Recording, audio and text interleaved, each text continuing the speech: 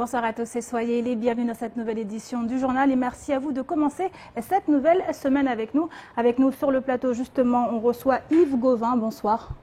Bonsoir. Alors vous êtes le directeur marketing d'SFR Réunion Mayotte et ce soir on va parler avec vous de toutes ces évolutions qu'a connues SFR depuis son arrivée à Mayotte en 2001. Une évolution qui est marquée par de nouvelles choses. Vous nous direz tout de quoi il s'agit, notamment concernant toutes ces nouvelles offres. On en parle tout à l'heure avec vous. Avec plaisir. Avec nous également sur le plateau, Pierre Bellucci. Bonsoir Pierre. Bonsoir Amina, bonsoir à tous. Alors avec vous, il sera question de cette colère, la colère de ces policiers qui, après une affaire qui s'est produite la semaine dernière, montent au créneau puisqu'un individu qui a commis des faits répréhensibles a été relâché et remis en liberté après une garde à vue. On en parle plus amplement tout à l'heure dans ce journal, Pierre. Mais d'abord, voici les titres de ce lundi 16 octobre. Samedi matin, un individu de 17 ans a été remis en liberté après avoir reconnu 4 agressions dont un braquage à main armée commis jeudi dernier. Depuis, cette décision a beaucoup fait réagir, notamment les syndicats de police du département. Explication en ouverture de votre journal. Depuis vendredi dernier, c'est une formation un peu spéciale qui suit son cours à la maison de santé pluridisciplinaire du Lagon. Une initiation à l'hypnose thérapeutique, une première sur le territoire. Focus sur les apports de cet outil spécifique au cours de cette édition. Samedi après-midi, les Diables Noirs de Combagny ont battu le FCM lors de la finale régionale de la Coupe de France. À l'issue d'un match où le spectacle et le suspense auront été au rendez-vous, l'équipe premier titre dans la compétition. Retour sur ce triomphe à la fin de votre journal. Et on commence tout de suite avec ce fait divers. Jeudi dernier, en début d'après-midi, 5 individus ont braqué un restaurant situé à Cavani. Rapidement arrivés sur place, les policiers ont recueilli les premières informations permettant d'identifier l'un des malfrats. Vendredi, un mineur âgé de 17 ans a ainsi été interpellé et placé en garde à vue. Ce dernier a reconnu sa participation active au braquage, également à d'autres faits répréhensibles. Mais contre toute attente, samedi, la magistrate d'astreinte, qui ne s'est pas déplacée au tribunal, a ordonné à distance sa libération. De quoi faire réagir les policiers. Un sujet signé Pierre Bellucci et Leslie Vimney. Depuis samedi, la justice est à nouveau dans l'œil du cyclone. En cause une remise en liberté d'un individu ayant reconnu avoir participé à plusieurs agressions, dont un braquage à main armée. Une décision qui a interpellé les syndicats de police. Il y a eu une affaire rondement menée par la BAC nuit, puis le relais pris par le GAJ, puis le relais à nouveau de la BAC jour. Et c'est vrai qu'il y a une excellente coordination des services de police. Et quand c'est comme ça, nous voulons que ça aboutisse vite et que l'on manifeste de la reconnaissance aux victimes. Donc l'émotion est là et après la raison reprend le dessus. Une raison mise à mal ces dernières années par des décisions qui vont parfois à l'encontre du travail mené par les fonctionnaires sur le terrain. Du côté de Synergie Officier, si les décisions de justice ne peuvent être remises en cause par les policiers, le message envoyé aux victimes pose question. Les policiers ne sont pas là pour commenter en tout cas les décisions de la justice, même si ça nous arrive concrètement de se poser la question, mais on n'est pas là non seulement pour les commenter. Ce que je peux dire simplement que nous avons la chance aujourd'hui d'avoir des juges, des magistrats qui sont venus à Mayotte, et je pense que s'ils sont venus à Mayotte, ils savaient déjà les difficultés qui sont à Mayotte. Ça veut dire que ce sont des gens qui sont courageux, qui savent les problématiques de la sécurité à Mayotte, sont voulus venir ici. Donc ça veut dire qu'ils sont venus ici pour travailler. Aujourd'hui, nous n'allons pas nous permettre de commenter une décision. Je dirais simplement, bien entendu, il y a des questions qui se posent. Cas, là où le policier se pose des questions, il se pose la question par rapport au ressenti de la victime. Lorsque la victime estime qu'une personne effectivement a été interpellée et relâchée, il se pose des questions. Mais nous, en ce qui concerne la police, nous estimons avoir fait le travail. Ce matin, le procureur a contacté les syndicats de police afin qu'une rencontre ait lieu rapidement. En effet, cet incident rappelle ô combien il est important que la justice et la force publique travaillent de concert. Le parquet est aujourd'hui dans un boom d'activité. Nous aussi, nous sommes débordés. Vous voyez, on peut pas honorer une visite du parquet alors qu'elle a été faite pour répondre à nos inquiétudes. C'est parce que nous avons beaucoup de travail et nous sommes surmenés aussi. Donc parfois, les émotions prennent le dessus et donc elles font que ça déborde un peu de tous les côtés, ce qui est normal. Au regard des difficultés rencontrées sur le terrain, la réaction des policiers apparaît justifiée. En attendant, l'enquête suit son cours et a permis d'identifier les 4 complices de l'individu relâché. Alors Pierre, cette affaire soulève encore une nouvelle fois cette colère des policiers qui à chaque fois ont l'impression de ne pas être soutenus dans le travail qu'ils mènent pour justement sécuriser la population. Oui, alors bon, c'est une colère. Disons que les policiers ont effectivement mal réagi. En tout cas, ils se sont posé des questions parce qu'il y a eu un gros travail qui a été mené, notamment par la brigade anticriminalité, qui a permis d'interpeller rapidement l'un des 5 braqueurs. Donc forcément, il y a eu de l'incompréhension. Maintenant, c'est vrai que le geste du procureur de les appeler et de leur dire oui, on va se réunir et on va vous expliquer, parce qu'il y a aussi quelque chose qu'il faut expliquer dans ce genre d'affaires. On est dans le cadre d'une enquête et effectivement il y a eu l'un des malfrats qui a été interpellé. Il est âgé de 17 ans. Il se peut que dans ce genre d'affaires, hein, ça arrive régulièrement, l'individu ait donné des noms ou alors il est collaboré, et dans ce cas-là il y a possibilité qu'il soit relâché parce qu'il a collaboré, il a coopéré avec la justice ou avec les forces de l'ordre. Donc ça, c'est aussi quelque chose qu'il ne faut pas exclure. Maintenant, c'est vrai que c'est le message qui pose problème, c'est le message qui interpelle. Lorsqu'on connaît la situation à Mayotte, et notamment cette situation face à l'insécurité, face aux violences, là on est sur des violences graves quand même, parce que un braquage à main armée, ensuite plusieurs agressions dans la foulée, dans la même journée, au niveau de Cavani, des agressions avec violence, qui se termine par une agression à coup de bouteille d'un gardien de logement SIM, donc qui est encore hospitalisé. Donc effectivement, on se pose la question, notamment par rapport aux victimes. Ces victimes, le message qu'on leur envoie, c'est que voilà, la justice relâche ces personnes.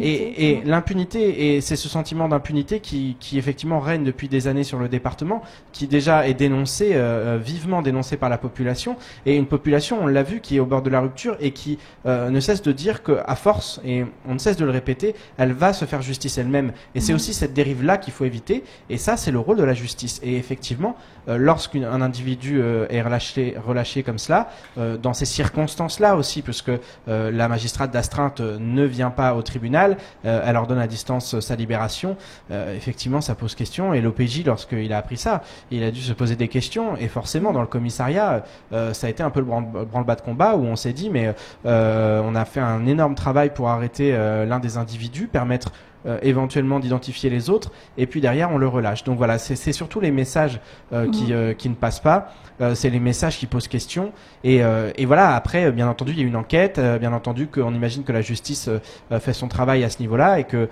la justice fera tout pour que les 5 individus soient à la fois interpellés mais aussi jugés et punis, le cas échéant, mais quoi qu'il en soit, voilà, on peut comprendre cette colère. Ça remet également sur le devant de la scène cette délinquance juvénile. Cette délinquance juvénile, effectivement, il a 17 ans.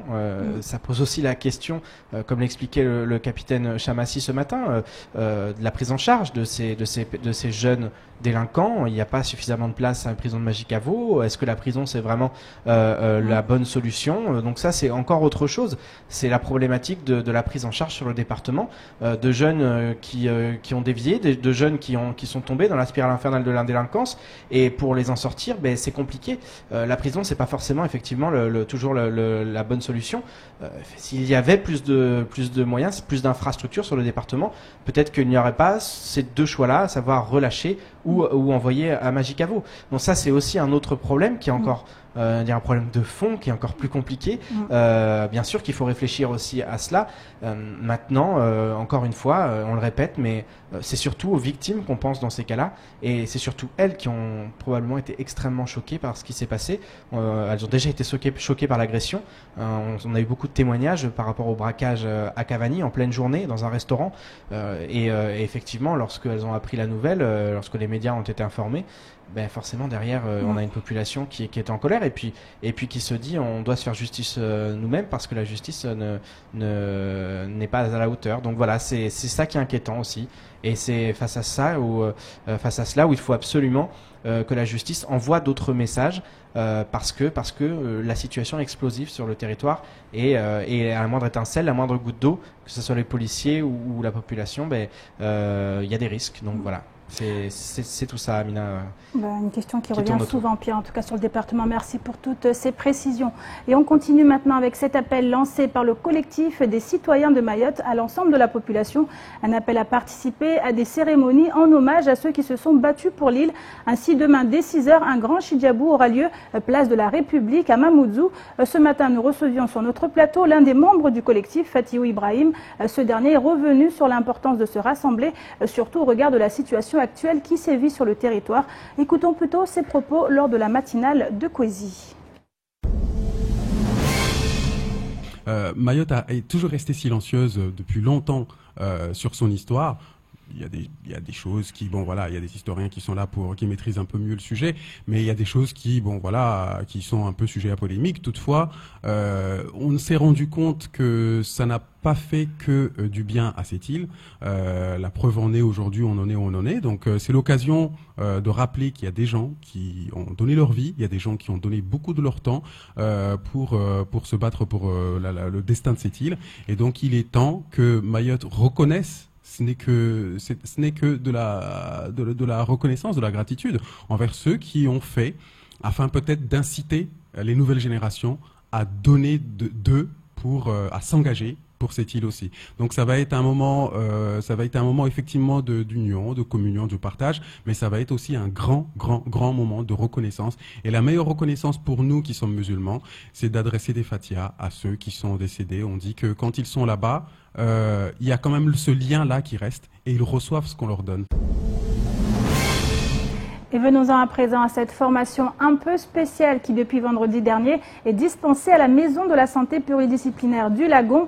Il s'agit d'une initiation à l'hypnose thérapeutique, une première à Mayotte. Nous avons souhaité en savoir plus sur cet outil thérapeutique spécifique et plus précisément sur ses bienfaits. Élément de réponse dans ce reportage signé Adèle Laurent.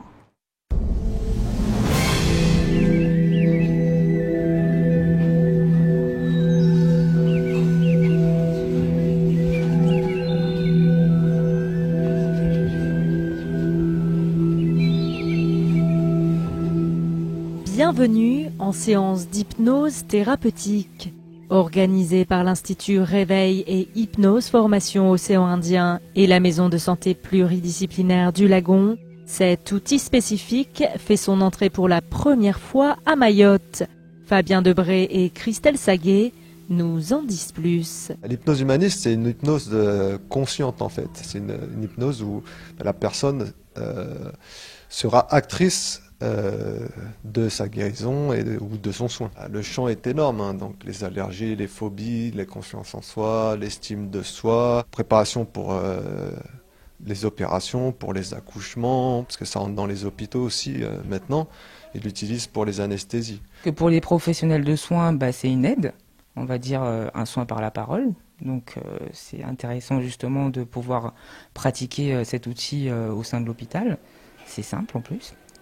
Et pour les Mahorais, c'est quelque chose d'intéressant aussi parce que pourquoi pas justement importer l'hypnose à Mayotte. Et cela fait maintenant 4 jours que des professionnels de santé participent à cette initiation à l'hypnose thérapeutique, à l'instar de Marie-Luce Wunderley et de Philippe Rivier. Dans l'hypnose, on va peut-être réussir à faire, c'est d'avoir des petites séquences qui vont apporter un soulagement rapide par rapport aux spécificités de notre prise en charge à domicile des patients mahorais, pour arriver à faire mieux les soins et des soins douloureux aux personnes âgées parfois, sur des escarres, des choses comme ça qui font mal en soignant. Ça peut apporter beaucoup de soulagement à nos patients et de manière sans avoir à prendre des traitements allopathiques, des médicaments qui peuvent être dommageables pour la santé.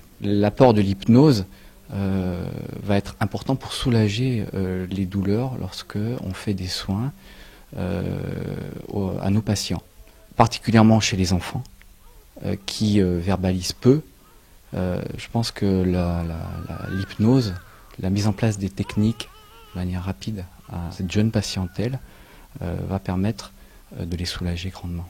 Objectif pour ces professionnels, améliorer leur prise en charge et retransmettre leur savoir à leurs patients. pour qu'ensuite ceux-ci puissent eux-mêmes mettre en place ces techniques d'hypnose.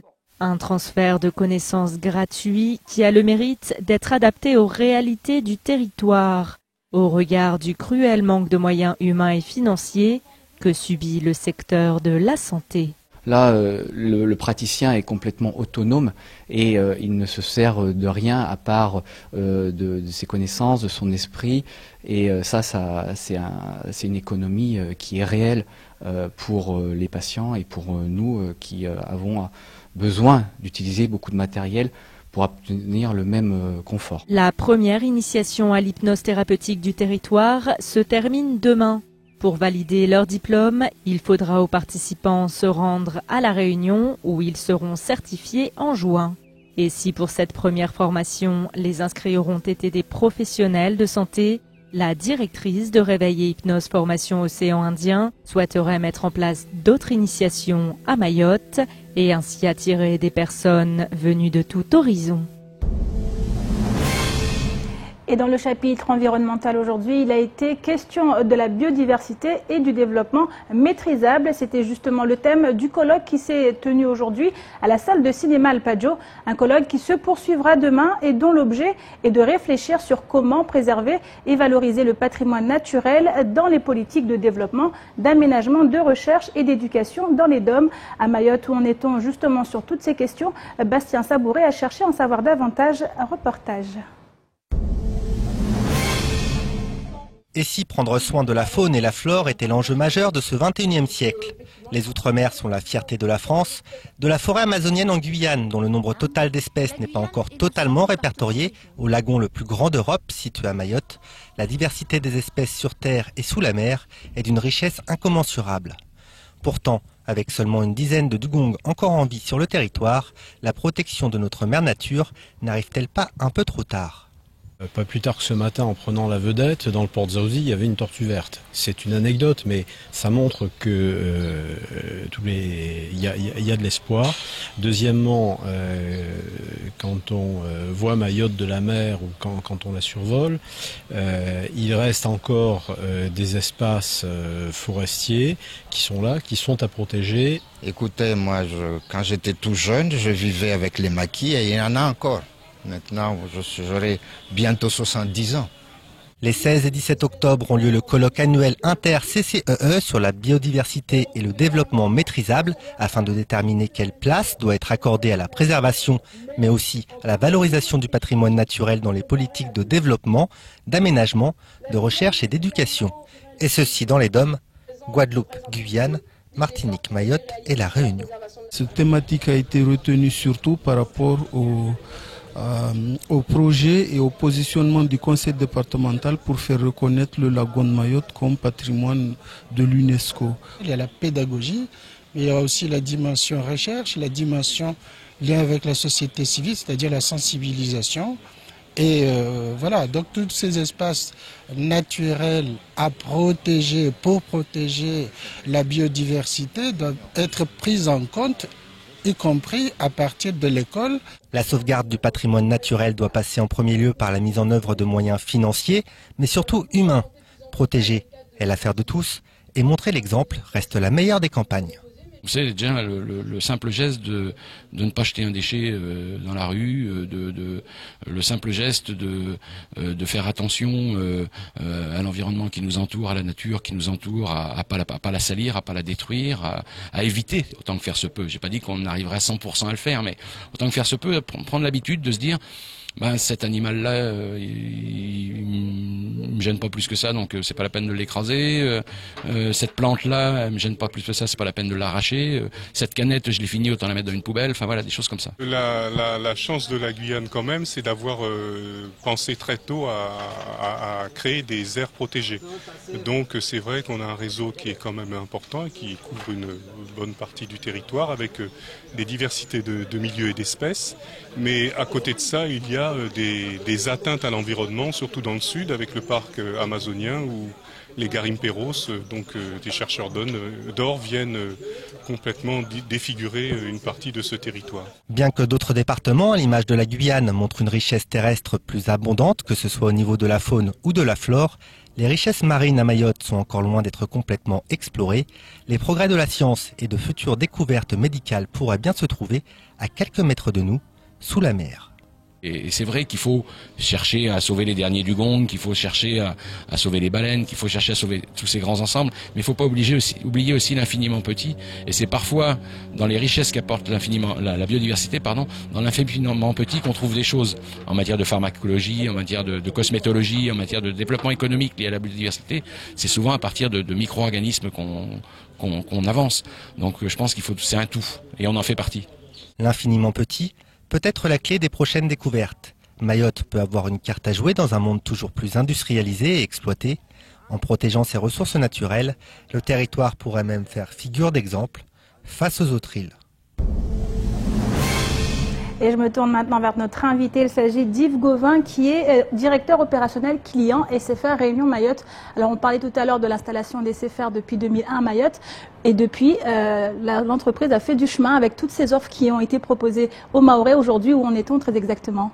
Alors, on en est finalement à un changement majeur pour nous, puisque effectivement, on a lancé successivement la box il y a quelques années, et puis surtout la 4G au 1er décembre de l'année dernière. Et en fait, on est en train de continuer à appuyer la stratégie qu'on a, stratégie qui est portée d'une part par le contenu, et ça c'est très important pour les clients, c'est-à-dire que finalement, grâce à notre appartenance à un gros groupe, on va pouvoir proposer aux clients à Mayotte les meilleurs contenus. Par exemple, on a racheté pour l'année prochaine les droits sur la Champions League. On a les droits sur la Première Ligue. On a les droits également sur la Liga à Barcelone, enfin la Liga au Portugal. Donc, toute cette partie-là nous permet d'avoir de très très bons contenus. On a également toute une partie vidéo avec une chaîne Alti Studio qui va se lancer, donc qui va permettre de proposer aux clients les meilleurs films possibles, des blockbusters, des séries qui seront tournées spécialement pour les clients de SFR. Donc tout ça va vraiment dans un sens où le contenu devient primordial pour nos clients. Et puis cela doit être appuyé par la qualité de service. Donc voilà, les deux axes sont d'une part le contenu et d'autre part la qualité de service. Alors justement, depuis 2014, SFR a été repris par Altis. Les gros changements, est-ce qu'au niveau des clients, ça s'est ressenti ? Alors, les clients, c'est-à-dire en nombre de clients, on est fiers de pouvoir garder sur la zone océan Indien des parcs qui sont à peu près stables, c'est-à-dire un nombre de clients qui est à peu près stable. Après, ça varie toujours un peu. Forcément parce qu'il y a une concurrence qui est accrue sur la zone, en particulier à Mayotte. Mais globalement, on est très fiers de pouvoir continuer à garder nos clients sur la zone, et tout ça est appuyé par la stratégie qu'on met en place. Sur cette partie stratégie, je parlais tout à l'heure de la qualité du réseau. On a fait un choix difficile en début d'année dernière lorsqu'on a lancé la 4G. Juste après sont sorties des nouvelles technologies qui sont compatible avec le futur, on va dire, pour simplifier. Et donc on a fait le choix sur 2017 de transformer en un an tout ce qu'on avait déjà installé en 4G pour pouvoir être prêt pour le futur. Et cette transformation est en cours. Donc on a transformé aujourd'hui à peu près les 2/3 des antennes de l'île, et il nous reste 1/3 des antennes de l'île à transformer pour atteindre la qualité qu'on veut finalement proposer aux clients, la qualité que les clients sont vraiment en droit d'attendre d'un opérateur comme nous. Et là où on a changé nos antennes, on a vraiment une qualité qui est au rendez-vous. On est très fiers de ça, puisque on arrive à des taux de coupure aussi bas qu'on n'a jamais atteint en fait, et des qualités de réseau. J'ai fait tout à l'heure un test en arrivant. On monte ici dans le studio, on monte à 50 mégas de téléchargement. C'est 100 fois plus que ce que je pouvais avoir avec ma connexion ADSL il y a quelques années.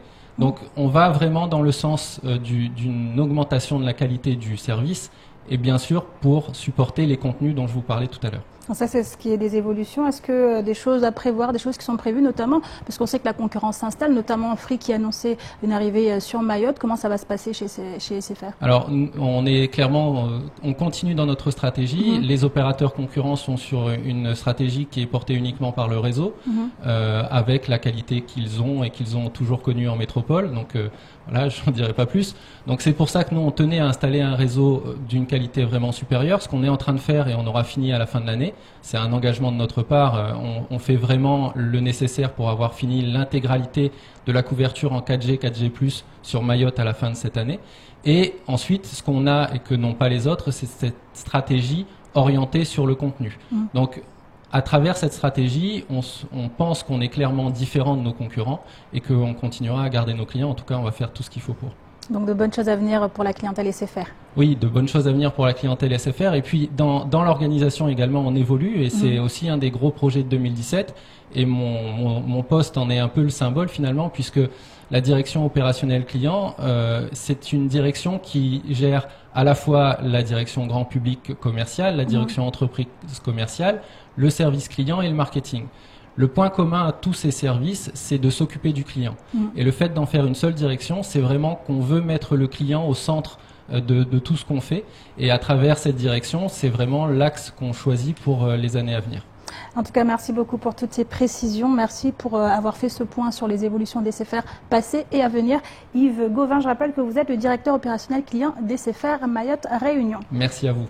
Et je vous propose à présent de faire un petit tour d'horizon du reste de l'actualité de ce lundi 16 octobre. C'est tout de suite dans l'actualité en bref. Le 28 septembre dernier, les parlementaires et le président du conseil départemental ont été reçus en urgence au ministère des Outre-mer. Une réunion réclamée par les élus, mais également par une partie de la population, très remontée après la signature de la feuille de route France-Comores.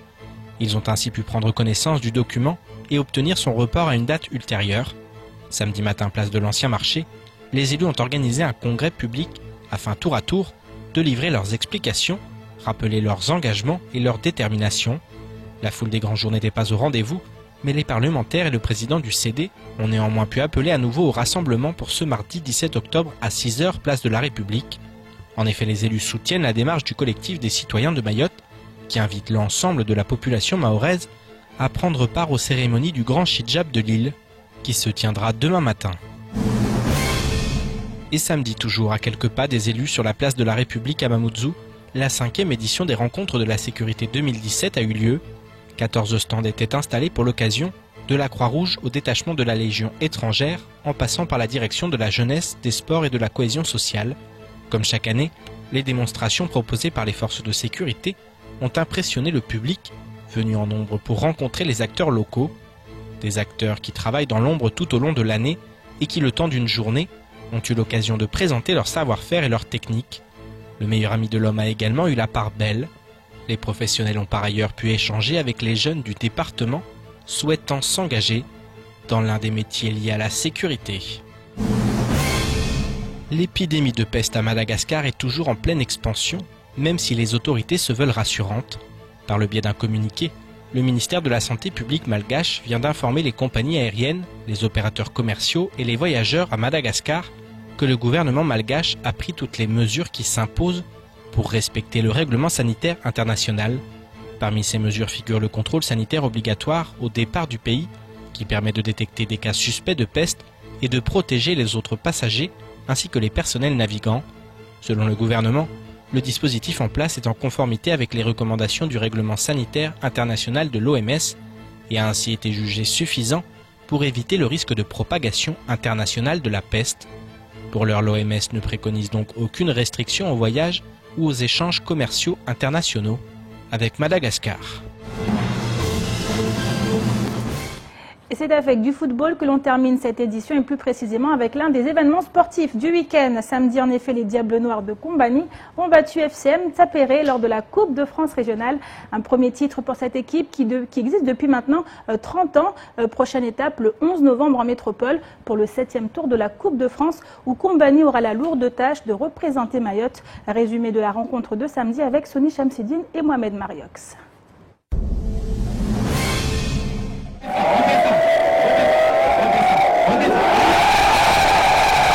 Des Diables sur le toit de l'hippocampe. Pour la première fois de son histoire, Combani remporte un trophée face au football club de Tsapéré. On l'a fait, on a battu FCM 3-2. Maintenant on va en France, 7e tour. On est fiers de nous. On l'a fait, on l'a fait. On rentre dans l'histoire. DC, on rentre dans l'histoire. Quand j'ai vu que le match, vraiment, il était fini. Je sais pas, ma tête, elle n'était plus là. Au fait, ça tournait de partout. J'y croyais pas, je disais non, c'est pas vrai. Et en plus, hier, j'avais rêvé de ça. Je croyais qu'on avait perdu. Et mon rêve, c'était un cauchemar. Et aujourd'hui, c'est la vraie réalité. On a gagné le match aujourd'hui. Une victoire obtenue au bout d'un match fort en rebondissement et en émotion. Les deux clubs avaient annoncé du spectacle. Ils ont tenu parole dès les premières minutes. 12e minute de jeu. Les Diables Noirs en jaune ouvrent le score sur un but contre son camp de Mahambad. La réponse de la part des Rouges ne tarde pas à venir. Sur une contre-attaque éclair, l'attaquant Johnny conclut d'une belle tête. Avant la mi-temps, les Diables Noirs reprend l'avantage sur un pénalty de répondeur. Au retour de la pause, les deux équipes se donnent coup pour coup. À 10 minutes du temps réglementaire, Ntsapéré égalise sur un coup de pied arrêté par Soufou. La décision finale se jouera lors des prolongations et le héros de la rencontre sera finalement jaune. Au cours d'une nouvelle contre-attaque, Fabrice bat le portier Ntsapérois.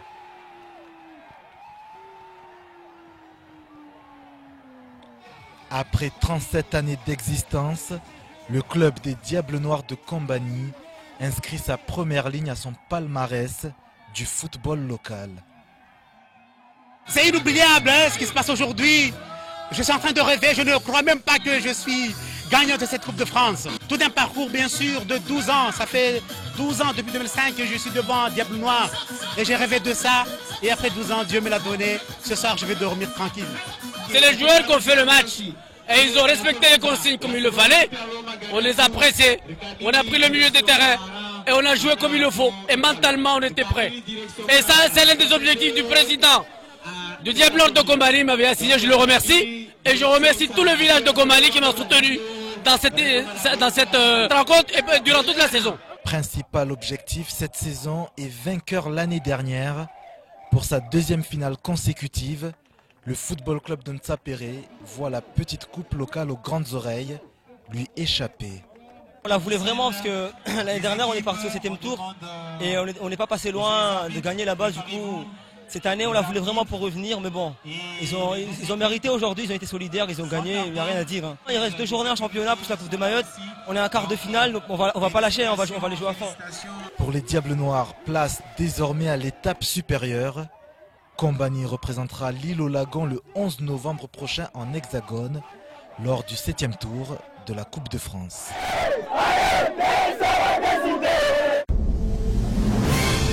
Une très belle victoire donc des Diables Noirs de Combani, bravo à eux. Et c'est ici que s'achève cette édition, merci à vous de l'avoir suivi.